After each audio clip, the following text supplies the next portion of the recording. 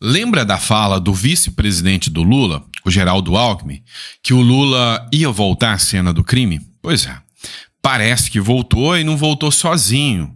Ou melhor, uma indagação do José Dirceu é a seguinte: será que algum dia eles realmente saíram da cena do crime? Nós vamos refletir sobre isso aqui, sobre essa fala do Zé Dirceu, que foi matéria no Pleno News. Outro ponto que a gente precisa falar também é do Marcel Van Hatten. Pois é, o Marcel Van Hatten, usando da sua prerrogativa de imunidade parlamentar, fez algumas duras críticas contra o Supremo Tribunal Federal. E agora, o PT atacou Marcel Van Hatten no Supremo Tribunal Federal, querendo a cassação do Marcel Van Hatten. E o novo partido do Marcel Van Hatten contra-atacou o PT. A gente vai falar sobre isso. Vamos lá. Olha só o desespero e o medo que a galera da Globo News tem do dia 6/4, agora do dia da manifestação na Paulista. Na visão deles, e eu vou trazer a matéria para vocês, se e somente se a Paulista der muito mais gente do que no Rio, se lotar, vai virar uma verdadeira briga de rua com o Supremo Tribunal Federal. O povo contra o Supremo, como vai acontecer isso? Pois é, essa matéria é da Globo News e a gente vai trazer aqui para vocês também nesse editorial. O jogo não tá brincadeira não. Vamos falar de uma matéria do J.R. Guzzo também e do tiro que saiu pela culatra. Um influente e importante senador da República, do centro-direita, ele fez algumas duras críticas sobre as ações do Supremo Tribunal Federal contra o Bolsonaro. E ele falou, o Supremo Tribunal Federal acabou de dar um tiro pela culatra ao partir para cima do Bolsonaro nessa tese do golpe. Vocês vão entender o porquê. Então seja muito bem-vindo ao nosso canal, é sempre um prazer estar aqui com vocês. Para você que não é inscrito ainda, inscreva-se no canal, dá uma força pra gente. A gente está aqui sempre para trazer o melhor conteúdo. E se você está aqui no nosso canal, tenha certeza que você está sempre bem informado aqui no nosso canal. E também, né, para você que não visitou ainda a nossa biblioteca digital, entra na biblioteca digital, o link está na descrição. Recomendo os livros que estão disponíveis aqui para vocês, tá? E para quem quer coisa segura, renda fixa, os segredos da renda fixa. Você vai entender Tesouro Direto, CDB, LCI, LCA e muitas outras pautas importantíssimas, né, que você pode fazer o seu dinheiro render. Faz o download do livro, né? Você vai pagar aí pelo Pix aí, tá bom? Mas bora lá de matéria, pessoal. Pois é. O ministro e vice-presidente da República, o Geraldo Alckmin, antes de se alinhar com Lula, disse que o Lula era um bandido e que queria voltar à cena do crime se fosse eleito. Essas palavras vão perseguir o Alckmin por anos e anos, porque a internet é eterna, né? Então ela vai estar sempre ali relembrando todo mundo o que disse o Geraldo Alckmin sobre o Lula. E aí levanta-se alguns questionamentos. O Lula voltou o JBS, voltou todo mundo. Todo mundo que era da época do Mensalão, do Petrolão, está de volta. Agora, o Zé Dirceu, né, que foi condenado aí como mensaleiro, ele falou uma coisa que nos leva a refletir.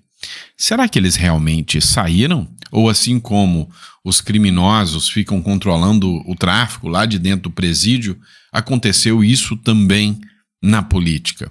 Pois é, ao que dá a entender pela fala do José Dirceu, sim. Zé Dirceu sobre o retorno dos mensaleiros, abre aspas, nós nunca saímos. O ex-ministro da Casa Civil, José Dirceu, disse, né, nessa sexta-feira, que um grupo do Partido dos Trabalhadores, que estava preso por causa do mensalão, que eles nunca deixaram de influenciar, né, e de estar participando, né, ativamente das decisões do partido. E não é à toa que o Lula está aí de volta.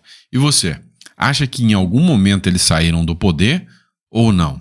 Ou eles sempre mantiveram lá, né? Só estavam adormecidos, como um câncer, prontinho para voltar a crescer? Coloca no comentário para a gente saber. Vamos lá, pessoal.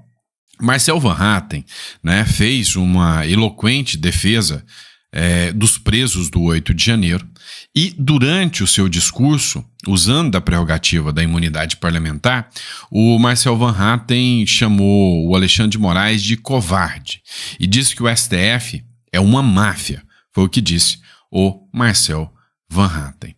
E aí, quem não gostou nada disso foi a galera do PT. O líder do PT, o Lindenberg Farias, fez uma denúncia à Procuradoria-Geral da República porque o Marcel Van Hatten chamou, né, o STF de máfia. Ele disse, né, que o Marcel Van Hatten, que é do Partido Novo, ao proferir essas ofensas contra o Supremo Tribunal Federal, ele extrapolou os seus limites da imunidade parlamentar. É impressionante como políticos de esquerda já falaram que o STF é máfia, já falaram coisa muito pior contra o STF, mas nada aconteceu com eles. Como esses políticos de esquerda chamaram o Lira de bandido, o Bolsonaro de genocida, falavam que bem entendiam. Agora, tudo que os deputados da direita falam, né, eles usam isso como arma contra eles. Pois é, o Novo falou que vai responder com uma contra-representação, vai representar o Lindenberg Farias por estar abusando do seu direito, né, contra o Marcel Van Hatten, e que vai processar o Lindenberg Farias porque ele está tentando coagir o Marcel Van Hatten dentro do exercício da sua liberdade de expressão. Vamos lá, vamos falar de anistia agora. É o seguinte, matéria da Globo News, pessoal. O jogo vai virar uma verdadeira queda de braço, uma briga de rua, é o que aponta a própria Globo News. Vamos começar com essa apuração aqui da Andréa Sadi, né, que impressionantemente vem mudando alguns posicionamentos, em especial em relação ao governo Lula, né? Acho que ela viu que o governo do amor não era tanto amor assim. Mas olha só, deputados usam a anistia como recado ao Supremo Tribunal Federal contra a dosimetria das penas, ou seja, contra os abusos, né, que estão sendo tomados na hora de colocar a proporcionalidade da pena. Vamos resumir isso aqui para vocês. Abre aspas. Querem passar um recado e utilizaram uma força que tem, a legislativa. A Constituição dá essa força para eles, né? Por meio desses projetos e pautas para chamar a atenção e pressionar a Suprema Corte. Parlamentares de centro e do centrão estão articulando a aprovação da urgência já na próxima semana. Deputados do PT, PSD e PP e republicanos concordam em um ponto. A decisão está nas mãos do Hugo Mota. O Hugo Mota é o tipo de cara que morde e assopra, né? Parece o Tarcísio também. Mas a gente pode dizer que não são pessoas tão confiáveis assim. Quando você vai lá, faz um jantar, oferece uma viagenzinha, tudo pode mudar, não é? Um jantar com o ministro do Supremo, uma viagem com o Lula. Então, a gente sabe quem foi o Hugo Mota que saiu aqui do Brasil, que precisou do apoio do Bolsonaro para se eleger e foi para o Japão com o Lula. Agora, a gente vai conhecer quem é o Hugo Mota, que voltou. Agora, a grande verdade é que no dia 6 de abril é uma prova de fogo para o Bolsonaro mostrar a força que tem. Olha o medo da manifestação que a galera da Globo News tá. O líder me falou o seguinte: se passar esse projeto de lei da anistia, vira briga de rua. A crise institucional vai ser sem precedentes, essa história de emenda vai vir com força, então vira um negócio assim que a gente não sabe como termina. Inclusive porque a gente tem que avaliar se a reunião, a manifestação em São Paulo vai ser grande. Se for pequena relativamente, como foi a do Rio, tudo bem. Mas e se for enorme? E se for a pressão popular em cima do Congresso? Um líder... Posso ser sincero com vocês? Vou contar um segredo, não conta pra ninguém. É isso mesmo que eu quero ver. Eu quero ver o embate entre o Supremo e o Congresso Nacional. Porque até agora o Congresso Nacional só foi humilhado e não morre de amores pelo Congresso Nacional. Mas será que o Congresso vai continuar lá escondidinho, chorando no cantinho da sala, enquanto ministros do Supremo falam grosso com eles? Essa última que aconteceu com o Kassab aí, cá entre nós, foi algo assim, chega a ser assustador o ministro do Supremo desarquivar um processo só para que um líder de partido mude o seu posicionamento político. Se você chama isso de democracia, acho que você precisa ler mais, porque não é, né? E aí entra uma matéria do J.R. Guzzi que compensa analisar, né? Bolsonaro declarado réu é um dos momentos mais baixos da história do Brasil. o pior papel no drama de circo comandado por Alexandre de Moraes, no picadeio do STF para declarar o ex-presidente Jair Bolsonaro réu pelo crime de, abre aspas, golpe de Estado, fecha aspas, ficou com a plateia. Dos ministros do Supremo, o distinto público recebeu exatamente o que esperava.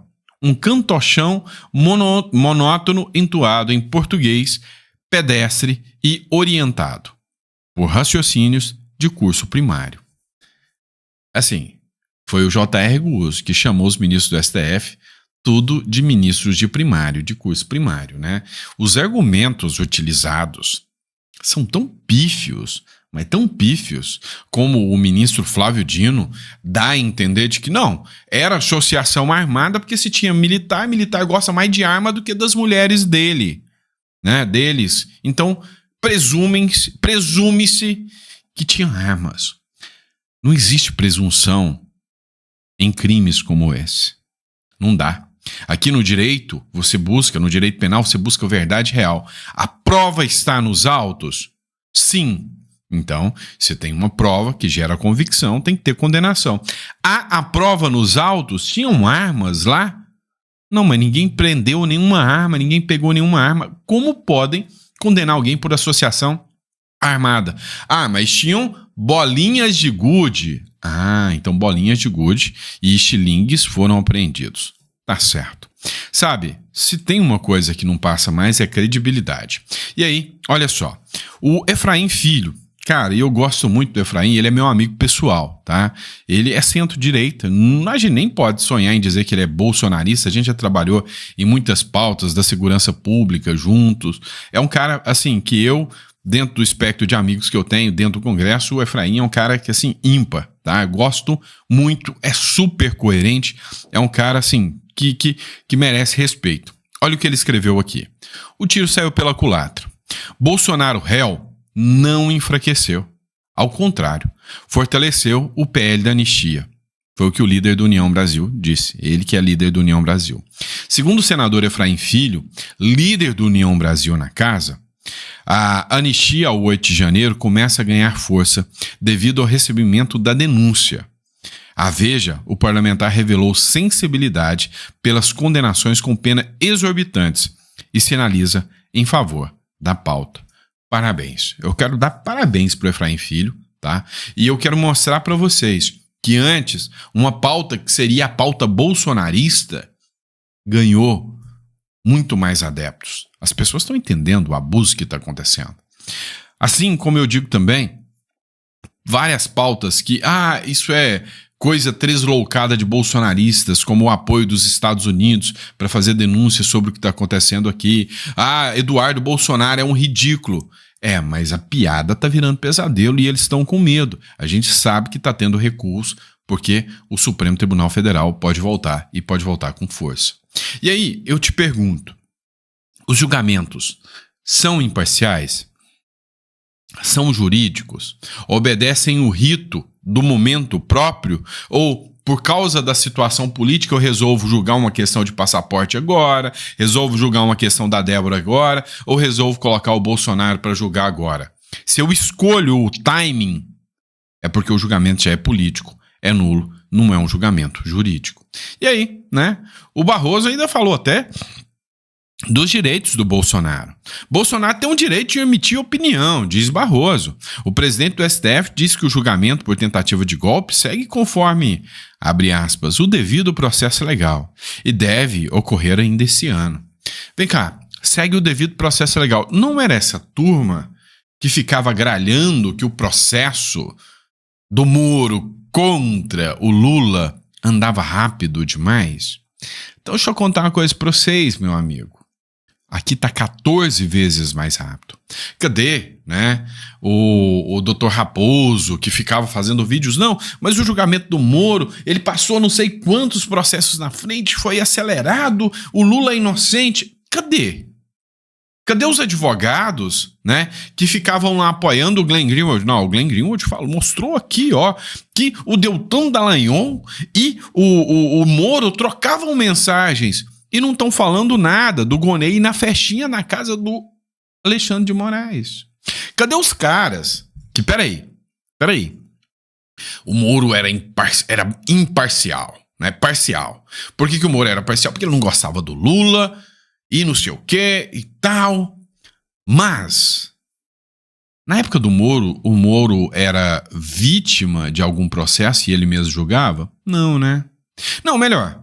Na época do Moro, o Moro em algum momento falou, não, nós temos que julgar agora logo porque ano que vem é ano eleitoral e nós não queremos Lula. Vocês viram isso acontecer? Não, mas agora vocês viram. Ministro Barroso diz que seria bom julgar o ex-presidente Jair Bolsonaro antes de começar o ano eleitoral. Afinal, nós temos que deixar ele preso antes do ano eleitoral. Pode interferir nas eleições, né? Pode atrapalhar o Supremo Tribunal Federal definir quem serão os próximos, né, gestores da nação. Só pode. Porque eu tô vendo ministros do Supremo pressionando o Kassab para votar sobre A ou B. Eu tô vendo ministros do Supremo pressionando governadores para que eles concorram à eleição no Senado para que não pautem o impeachment dos ministros do Supremo. Agora, vem a Globo News, não sou eu que tô falando, não, é a Globo falando, não, eles querem julgar por causa da questão eleitoral. 14 vezes mais rápido do que o mensalão. Tá tudo bem, advogados de esquerda? Tá tudo bem, jurista de esquerda? Ah, não, moçada, você tá conversando fiado. Juiz é tudo imparcial. Olha o Dino, por exemplo. É óbvio que o Dino é um cara completamente imparcial. Alexandre de Moraes, totalmente imparcial. Zanin, nossa, como é que o Zanin poderia ter alguma animosidade contra o Bolsonaro só porque foi advogado do Lula, indicado pelo Lula? Ah, para. E aí, olha só o que a Natuza vem falando. Pois é, a Natuza tá falando o que eu tô falando aqui, que os juízes, hoje, têm lado político? Sim. Outra coisa que eu duvido que o parlamentar do Centrão vai achar uma boa ideia ser julgado pela primeira instância. Olha só, eu duvido que um parlamentar do Centrão vai ter uma boa ideia, né, ser julgado, né, pela primeira instância. Olha só, prefere ser julgado pelo Alexandre de Moraes e pelo STF. Por que será? Eu duvido. Imagina o caso do kit robótica, que na época resvalou no ex-presidente da Câmara, Arthur Lira. Imagina Arthur Lira, cai nas mãos de um juiz de primeira instância. Vamos supor que esse juiz de primeira instância não goste do parlamentar e seja de um grupo político rival. Existe isso, né? Que o juiz seja de um grupo político rival. A gente não pode imaginar que todos os juízes são juízes meramente técnicos. Ele vai cair na mão de um juiz de primeira instância, tendo muito mais relação com ministros do Supremo, porque a gente sabe que a política frequenta muito bem o Supremo Tribunal Federal. A gente sabe que a política frequenta muito bem o Supremo Tribunal Federal. Olha só isso. Fala assim, a plena luz do dia, sem nem ficar corada. A gente sabe também que essa política tradicional, não os bolsonaristas, os políticos tradicionais, centrão, centro-direita, direita, eles têm um trânsito muito frequente com o Supremo Tribunal Federal. A outra coisa... Não a política bolsonarista. Os outros têm um trânsito muito frequente com o Supremo Tribunal Federal. Menos os bolsonaristas. Cá entre nós, falar isso com essa tranquilidade, com essa normalidade, é jogar no lixo a Constituição Federal. Políticos e juízes embrenhados, entrelaçados, né, na mesma pauta. Isso não dá para ser normal. Cá entre nós, isso não pode ser considerado normal. Mas é o Brasil que nós temos hoje. Então, o que a gente tem para entender hoje? Vai ter manifestação. Se as manifestações forem grandes o suficiente, os políticos do Centrão vão abraçar a pauta da anistia, que já vem ganhando adeptos como Augusto Cury, já vem ganhando muitos adeptos como aquele corredor de Fórmula 1, Fórmula E agora, né, ex-corredor de Fórmula 1, não lembro o nome dele. Enfim, muita gente vem se manifestando, né, e o caso Débora ganhou repercussão. E o caso Débora vai abrir precedentes para que o Supremo Tribunal Federal recue. Já está fazendo. E com esse recuo, vai continuar a pressão. Então, se as ruas estiverem grandes, a pressão também vai ser grande. Entendeu? Tá? A pressão vai ser grande. E se a pressão começar grande do Congresso, os políticos do Centrão vão partir para outras pautas. Espera aí, se a gente consegue pressionar o Supremo, vamos pressionar com outras pautas. Tem também a questão do Kassab. Não tenha dúvidas que o Kassab não está confortável com a ação que voltou para a mão do Alexandre de Moraes como forma de coação para que ele não apoie o PL da anistia. O Kassab, como eu disse, pode apostar no impeachment.